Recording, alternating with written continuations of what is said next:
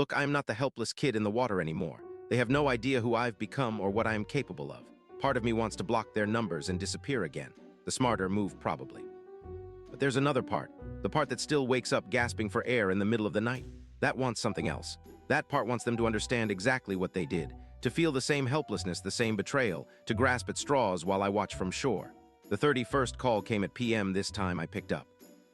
Voice on the other end was older, shakier than I remembered, but unmistakably her. Lawson. Oh, thank God it's Mom. I let the silence stretch for 10 seconds. 20, I could hear her breathing, the slight catch of hope. I remember the lake, I said, and hung up. Then I turned off my phone, opened my laptop, and started planning. They taught me how to sink. Now I will teach them. Update 1. First of all, thank you guys for all the support on my last post. Wasn't expecting thousands of comments. Your encouragement means more than you know. It's been 2 weeks since I picked up that 31st call. 2 of the most emotionally exhausting weeks of my adult life, but also in a twisted way kind of satisfying. So here's what went down. After telling my mom I remembered the lake, I ghosted them for 3 days, let their panic simmer. My phone kept lighting up with calls and texts, but I just watched the notifications pile up. Meanwhile, I did my homework.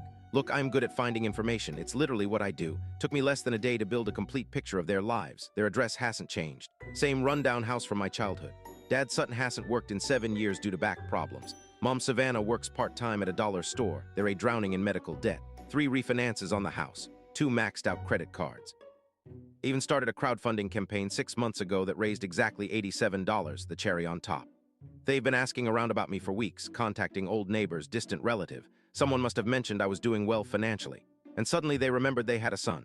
On day 4, I finally texted back. Just a simple, "What do you want?" Mom replied instantly. "We just want to reconnect with our son. We've made terrible mistakes. Please give us a chance." Sure, $21, years of nothing, and now they are overcome with parental love. Totally believable. I agreed to a phone call just to hear their voices to confirm what I already knew. That call was something else. Mom cried the whole time. Dad mostly stayed quiet in the background, occasionally mumbling about how they'd been looking for years. Lie, and how they prayed for this day.